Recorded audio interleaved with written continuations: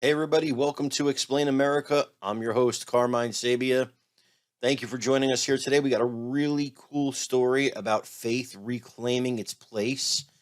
But before we get started, as always and ever, please make sure you like, you comment, you subscribe, and check us out at Explain America on Facebook. Also, please make sure you share the video and the stories. Really helps us out and really helps us to spread the word of our conservative Christian message to the public, which is kind of hard to do in today's day and age with the regular media. So, actor Kirk Cameron, prominent Christian and now an author, he was going around trying to get space to host his book reading for a new Christian book that he produced or he wrote. And libraries were shutting him down until recently this weekend when he actually found a library that he could use and packed the place. Around 750 people packed the place, according to the library itself. Cameron said there was more, but the number we know from the official sources is 750, and apparently there was more waiting outside. That's what different sources are saying.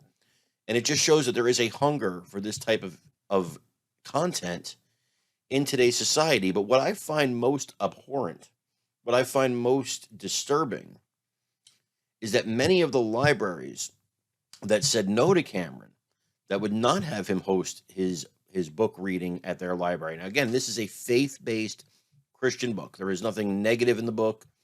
There's nothing that is anti anybody in the book. It's just pro-Christian messaging. You don't have to go to the reading, but if you do, then you know what it's about. A lot of these libraries, they wouldn't have his book in there because they said it was divisive. But many of the same libraries host Drag Queen Story Hour. Now, I want you to think about that because Christianity to them is divisive, but Drag Queen Story Hour with drag queens reading to your young children, that's just fine by these library standards. In fact, one library actually said no to Cameron flat out, just no, and said, we will not have that kind of content in our library. We are a, quote, queer-friendly library and safe space or whatever woke nonsense 2022, 2023 language they were using. But it was a safe space. Well, nobody was telling queer people, I guess is the appropriate word because that's what they used, that they couldn't go to the book reading, or maybe they just didn't have to go to the library that day to read that particular. What happens to the Christians? Are you a safe space for Christians who don't want to go to drag time story hour, who don't want that in their public library? These are government funded institutions. These are not private institutions.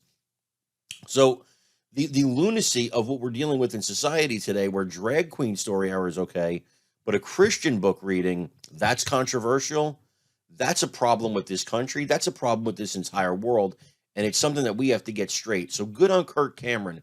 Good on him. Good on his sister, Candace Cameron Bure, for the stands that they have taken. They can make a lot more money if they were willing to do whatever Hollywood wanted them to do, but they're not.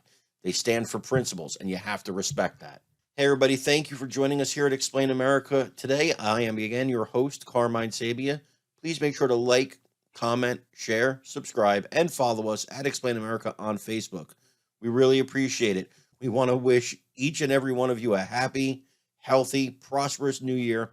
We love you. God bless you. Take care, everybody.